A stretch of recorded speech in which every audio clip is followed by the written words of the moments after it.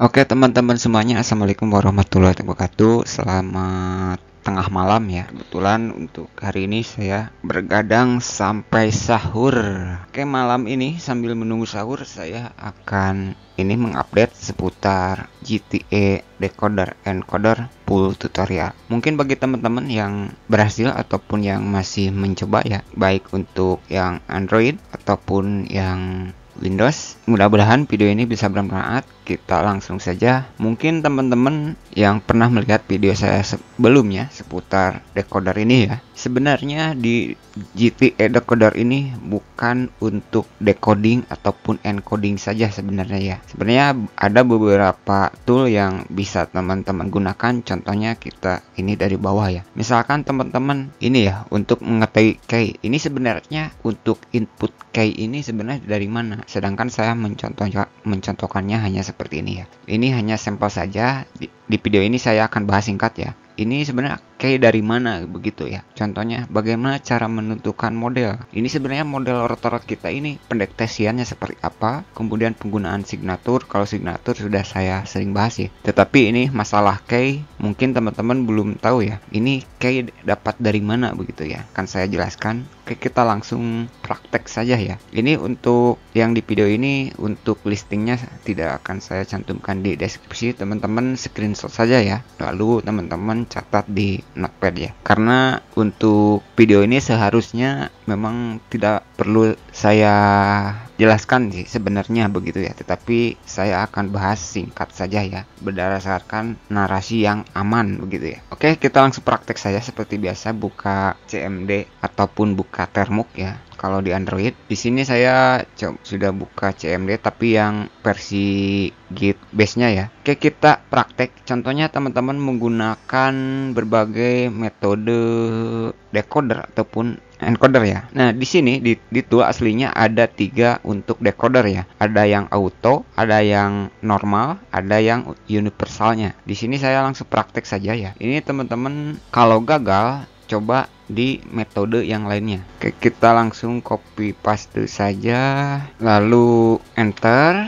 Kita coba ini ya, copy paste saja, enter. Ini error ya. Ini kebetulan signaturnya kedetek F660, tetapi ini error ya. Nah, masih error. Kita coba dengan ini yang auto decodernya. Seperti saya bilang, ini yang untuk 609 dan 660 masih error ya. Yang tipe pilotnya ini belum sempurna sih, yang auto decodernya. Kita coba dengan yang normal decoder. Kita enter, masih error. Pilot magicnya nggak cocok. Kita coba yang ini dan sekarang sukses ya. Nah, berarti ini sukses menggunakan yang cara 3, yaitu menggunakan yang universalnya. Teman-teman tinggal edit saja. Kalau misalkan menggunakan decoder tinggal ganti atau bikin rule seperti ini 3 ya. Auto, yang normal, kemudian universalnya. Kayak seperti itu ya. Kemudian kita juga bisa ini ya, ada untuk PFT tool ya. Ini tidak perlu saya jelaskan. Kemudian ada untuk telnet tool, ini tidak perlu saya jelaskan. Ya, telnet tool biasanya kan menggunakan, tergantung sih, tapi standarnya menggunakan port 23 ya. Untuk PFT standar portnya yaitu 21 ya. Kemudian ada untuk port scanner. Contohnya di sini saya akan men-scan port berapa saja sih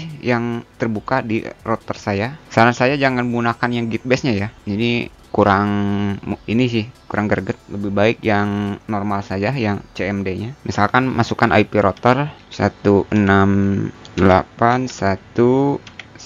Teman-teman silahkan bisa menggunakan IP router, terserah teman-teman mau IP apa saja. Ini saya tes menggunakan IP router ya. Kita start dari 1 tentunya ya. Ini maksimum di 65.335 port ya. Nggak usah banyak-banyak, nanti lama. Kita perkirakan di sampai port, misalkan sampai port 500 saja biar cepat.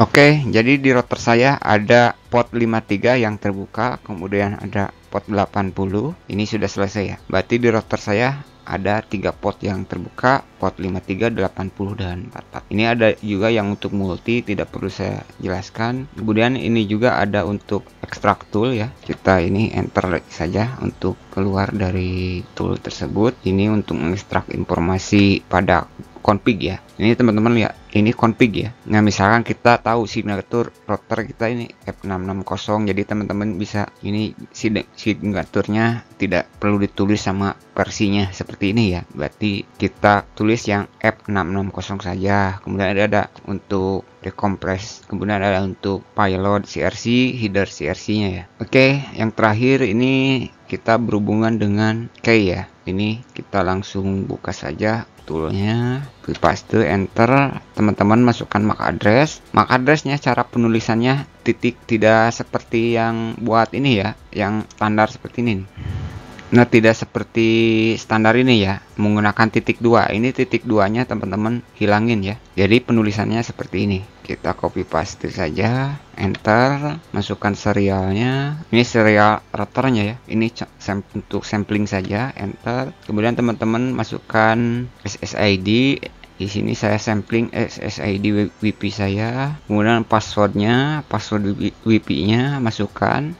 Kemudian kita masukkan user login, standarnya biasanya admin sih, ada admin, ada yang support ya. Kita masukkan passwordnya, ini bisa menggunakan password yang sudah update maupun yang sebelumnya digunakan. Contohnya ada yang menggunakan user, Telkom DSO, Telkom admin, the word in your hand, kemudian ada yang dan lain-lain ya. Kita enter, hardware version masukkan ya, versinya versi berapa. Misalkan untuk ini ya, contohnya versi 9.0, itu tinggal disesuaikan ya dengan versi hardware-nya ya. Teman-teman cek ini hardware version, itu bisa cek di belakang routernya ada sih. Kita enter. Teman-teman, ini kuncinya, teman-teman tinggal copy lalu save ya. Save. Maka ini adalah, nah, jika kita masukkan seperti ini ya. Nah, ini teman-teman. Maka key inilah yang teman-teman gunakan ya untuk decoding maupun untuk encoding. Oke teman-teman, hanya itu dulu untuk video kali ini. Semoga bermanfaat dan terima kasih ya.